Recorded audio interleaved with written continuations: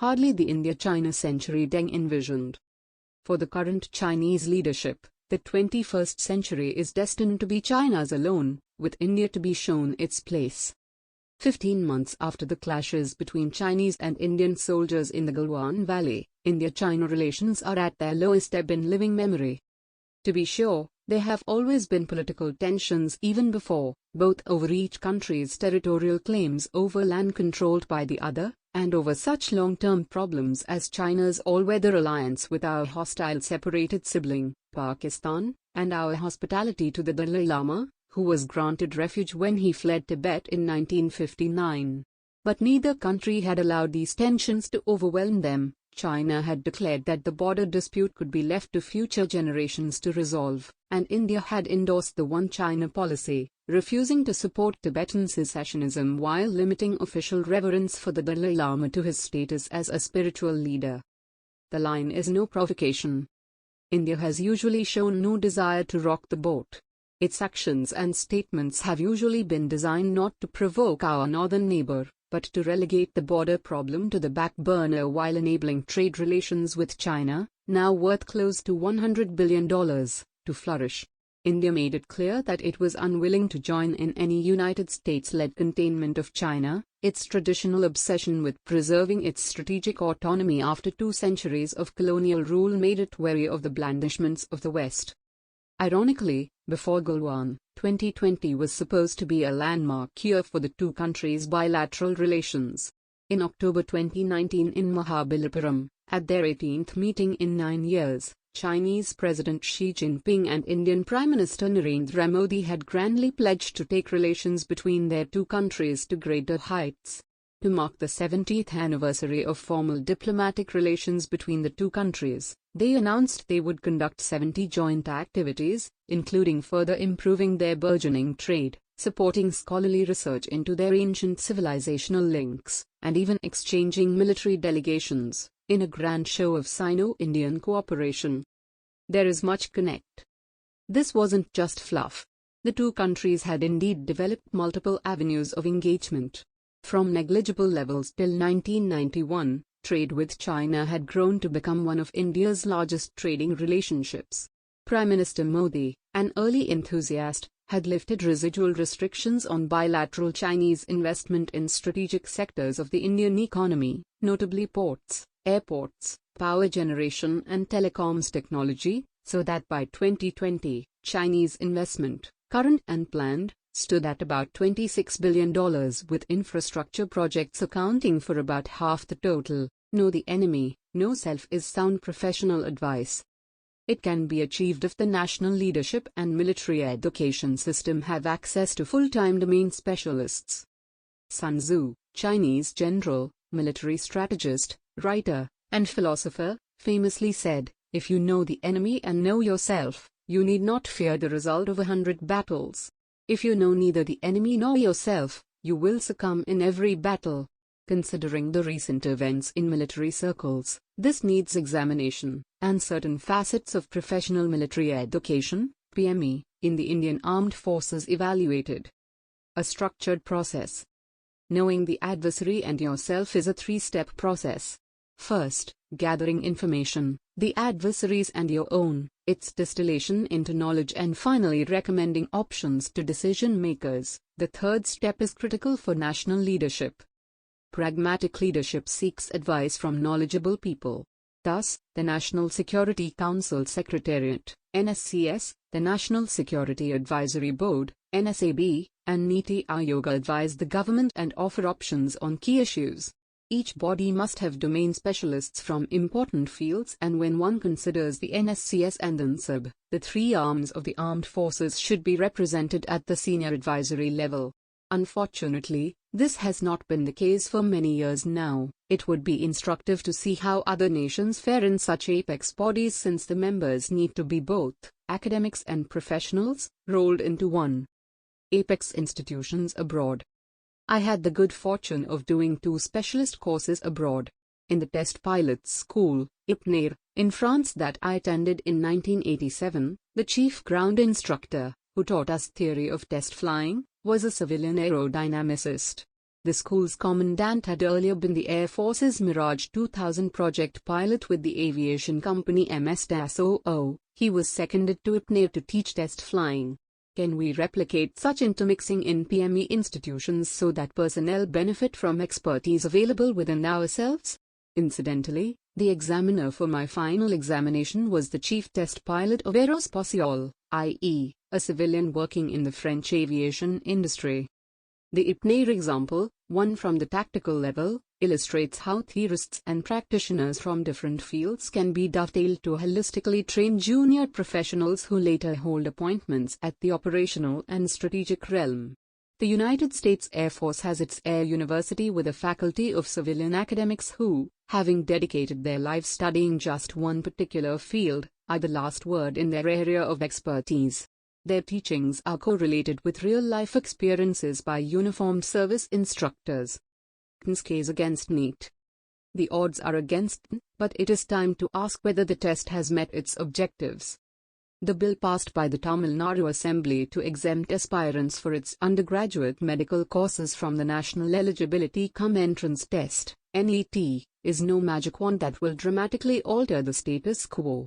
There seems to be no tangible basis for the hope and optimism behind its intent to deliver its rural and urban poor from what it perceives to be an inequitable admission system that favors the rich and the elite. It hopes to receive presidential assent, even though similar bills passed by the erstwhile AIADMK regime had been denied the favor in 2017. Such assent is required as the proposed state law is in conflict with the parliamentary legislation regulating medical admissions. The key element the DMK has brought to the table now to fulfill its electoral promise of abolishing NEET is a report by the Justice, Raid, A.K. Rajan Committee on the Adverse Impact of NEET on Students and Healthcare Delivery in the State. The committee's view that NEET would adversely affect the rural and urban poor, and consequently, the state's future manpower availability to run its network of primary health centers, has many takers, as well as some truth behind it. The moot question, however, is whether the mere inclusion of these elements from the report in the bill's preamble and its statement of objects and reasons is sufficient incentive for the centre to grant the exemption that Tamil Nadu wants. NEET has become crystallized as the only means of gaining admission to medical institutions, including private colleges, after the Supreme Court's categorical view that such a test alone could help maintain standards. It will be quite difficult for the union government to grant relief to one state alone in the face of this strong and inflexible judicial opinion. However, what is possible is for the rest of the country not to dismiss the anti-NEET narrative in Tamil Nadu as a product of Tamil exclusivism. Rather, there is a case to examine it dispassionately. The state has invested heavily in medical education infrastructure and aimed to afford easy access to all sections. This has so far preserved the efficiency of its healthcare system. The time may also have come to examine whether NEET has met its purposes of improving standards and curbing commercialization and profiteering. Under current norms, one quite low on the merit rank can still buy a medical seat in a private college, while those ranked higher but only good enough to get a government quota seat in a private institution can be priced out of the system. The centre should do something other than consider an exemption to Tamil Nadu. It has to conceive a better system that will allow fair admission process while preserving inter-se merit and preventing rampant commercialization. US, UK, Australia form new partnership. The security grouping AUKUS will focus on advancing strategic interests in the Indo-Pacific region. Sri Ramalakshman, Washington, D.C. A week before a meeting of Quad leaders in Washington, D.C., the Biden administration, on Wednesday, announced a new trilateral security partnership for the Indo-Pacific between Australia, the UK and the US, AUKUS. Speaking to reporters ahead of the announcement, senior Biden administration officials outlined a trilateral grouping that was security-focused, suggesting it was different from, but complementary to, arrangements such as the Quad 18-month plan. A central feature of the partnership would involve a trilateral 18-month effort to help Australia acquire nuclear-powered submarines which are quieter, more capable than their conventional counterparts, and can be deployed for longer periods, needing to surface less frequently.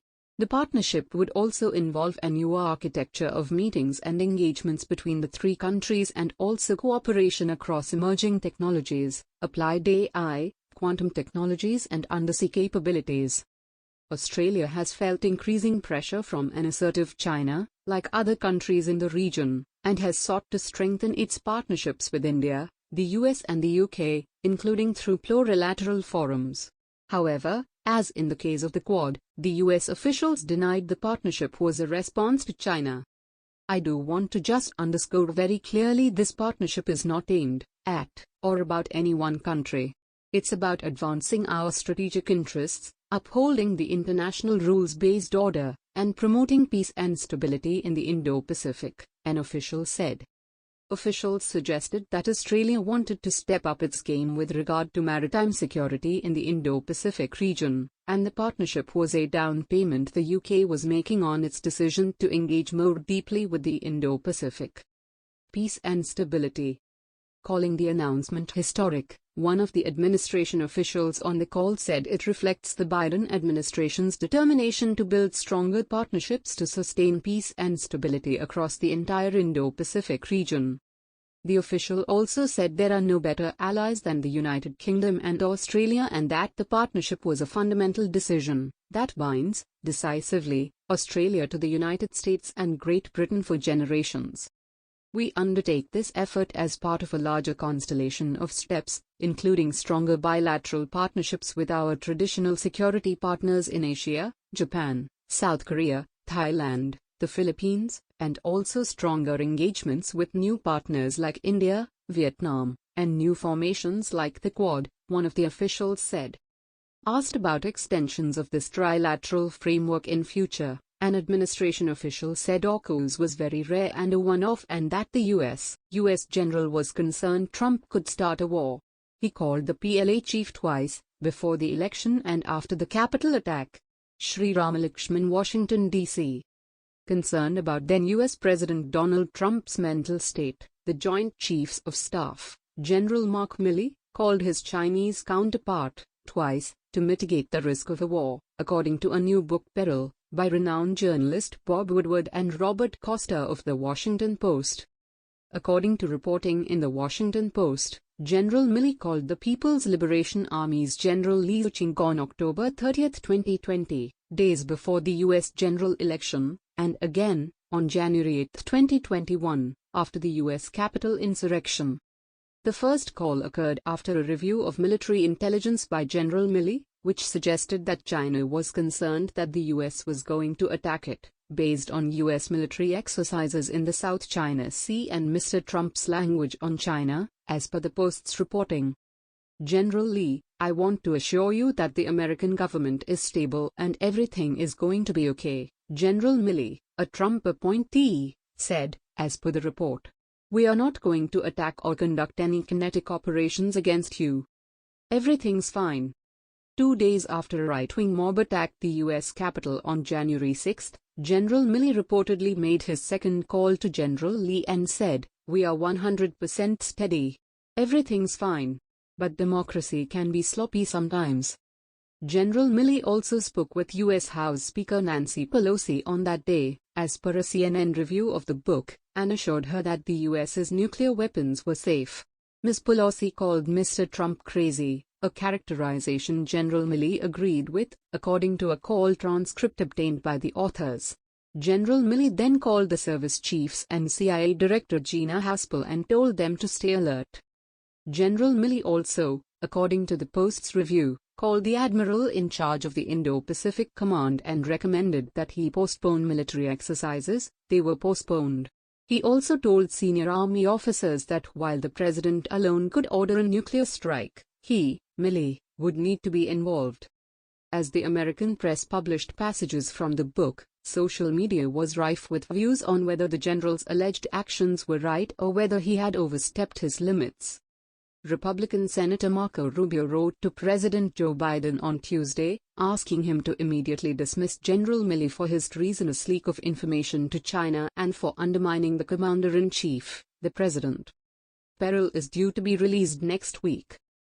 City government moves SC on powers of LG. It seeks quashing of 4 amended sections of GNCTD Act. Special Correspondent, New Delhi. The Delhi government has moved the Supreme Court seeking the quashing of 4 amended sections of the Government of National Capital Territory of Delhi (GNCTD) Act and 13 rules of the transaction of business of the Government of National Capital Territory of Delhi Rules, 1993. The petition was filed on August 10. It was orally mentioned for early hearing by the AAP government, represented by Senior Advocate A.M. Singhvi, on September 13 before a bench led by Chief Justice of India N.V. Ramana. The Delhi government has contended that the amended act violates the basic structure of the constitution and that the centre, through the amendments, has given more power to the Lieutenant Governor than the elected government of Delhi. In the petition, the Delhi government has challenged the constitutionality of sections 21, 24, 33, 44 of the GNCTD Act, 1991 and Rules 3, 6A, 10, 14, 15, 19, 22, 23, 25, 47A, 49, 52 and 57 of Transaction of Business of the GNCTD Rules, 1993. On March 15 this year, the centre introduced the GNCTD Act Amendment Bill in the Lok Sabha, which later received the assent of the President. In July, the Transaction of Business of Government of National Capital Territory of Delhi Amendment Act came into force. The city government has argued that the amendments are an attempt to treat the LG as the default administering authority over Delhi.